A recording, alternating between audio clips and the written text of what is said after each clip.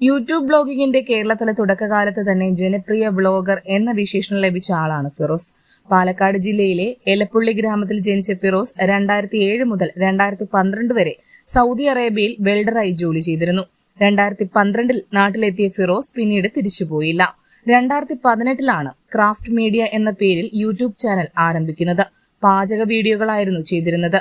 അധികം വൈകാതെ തന്നെ ഫിറോസിന്റെ ചാനലിന് പ്രേക്ഷകർ ഏറെയായി. യൂട്യൂബിൽ ഏറ്റവും കൂടുതൽ സബ്സ്ക്രൈബേഴ്സ് ഉള്ള കേരളത്തിലെ യൂട്യൂബ് ചാനലുകളിൽ ഒന്നായി വില്ലേജ് ഫുഡ് ചാനൽ എന്ന ഫിറോസിന്റെ ചാനൽ മാറി. ഇപ്പോൾ ഇതാ ഒരു സുപ്രധാന തീരുമാനം അറിയിച്ച് രംഗത്തെത്തിയിരിക്കുകയാണ് ഫിറോസ്. താൻ യൂട്യൂബ് ചാനൽ നിർത്താൻ പോവുകയാണ് എന്നാണ് ഫിറോസ് ചുട്ടിപ്പാറ അറിയിച്ചിരിക്കുന്നത്.